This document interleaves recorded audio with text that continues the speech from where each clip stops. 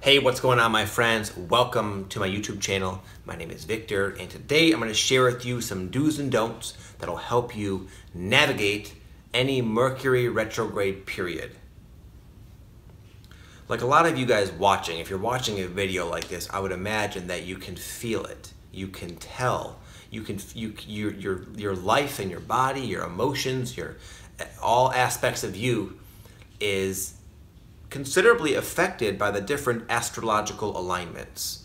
And Mercury retrograde tends to be one of those alignments that happens typically a few times a year, and a lot of people dread it. There's a lot of negative press on the Mercury retrograde periods, and I can totally see why, because it does come with its challenges, you could say. But I just want to share with you some things I've learned that have helped me go from when I initially became aware of it. I was like a lot of people. I dreaded it. I suffered through it, and I saw it as a problem, something to get through.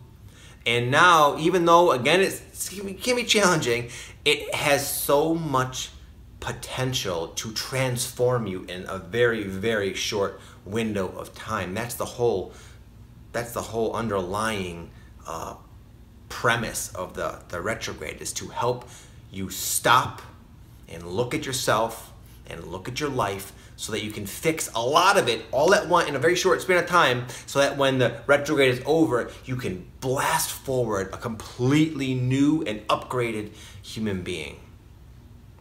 But anyway, as far as navigating the seas of the Mercury retrograde, I'm going to share with you again a list of do's and don'ts, and I'll get into those right now. Do contemplate and journal about and write down and analyze and ponder the new ideas you will be getting. Albeit many times, I admit, from things not working out. Sometimes we're dealt what appears to be a string of bad luck during these times.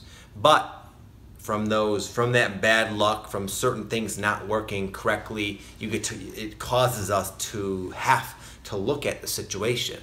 And if something's doing that in your life, usually it's because there's a better way of organizing it or framing it, or maybe not to do it at all. But you'll have a lot of ideas that stem from the potential complications that you're going to go through.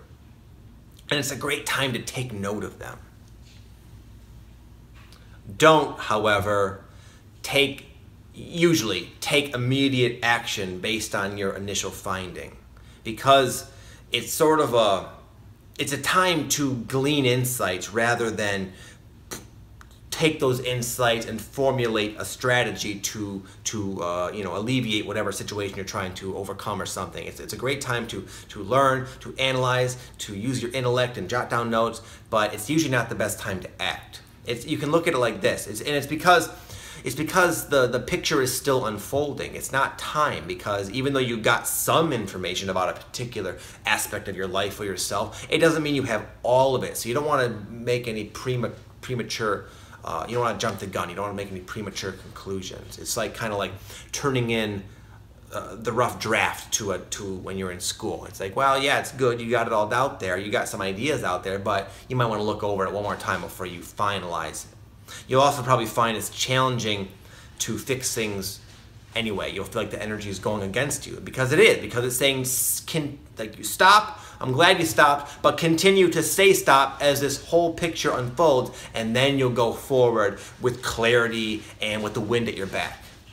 Number 2 is similar. Do look at yourself. The same way your life can show you areas that need improving, so too can you just naturally have insights, or from the data you're experiencing in your life, you can turn inward and glean a lot of, you can become aware of a lot of your shortcomings, essentially, things you should be working on, issues from the past that you thought you had dealt with, that here they are, they're still there, unfortunately.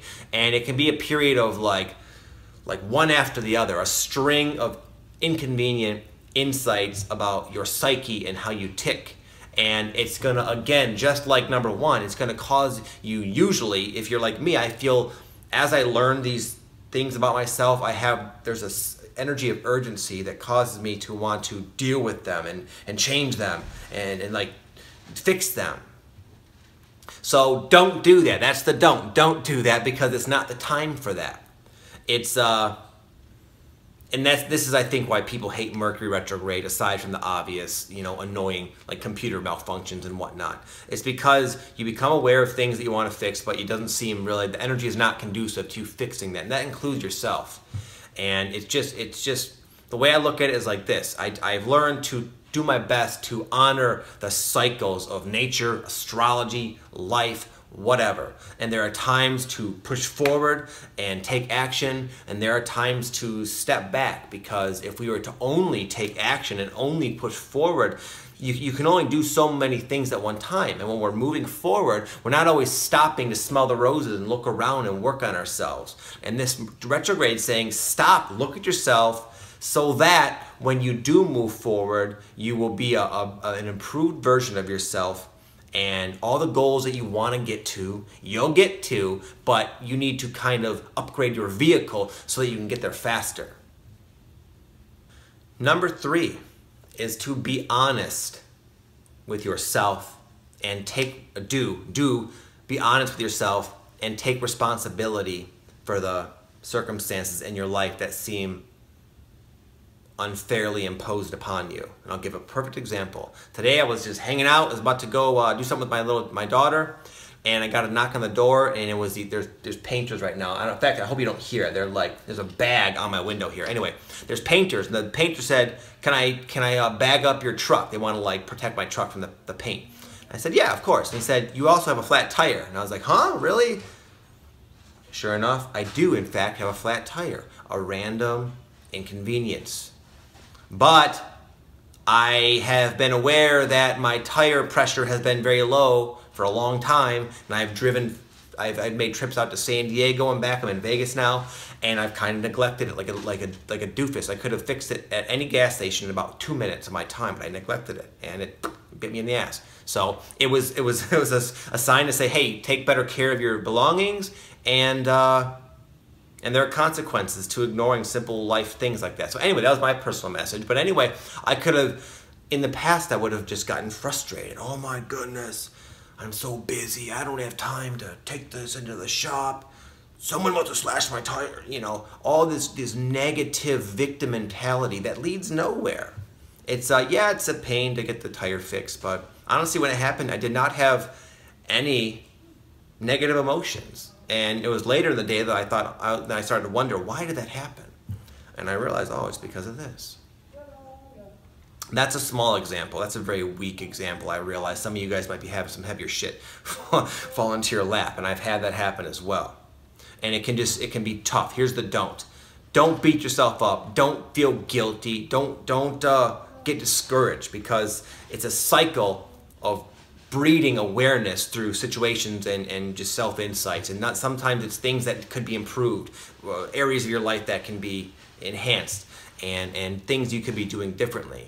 But the way it happens is by things hitting wall after wall after wall, and complications and flat tires and bills and all this seems like bullshit is spilling into your life. And it's like, oh my goodness, life sucks. I can't keep up. I can't keep up with this influx of freaking stuff to deal with.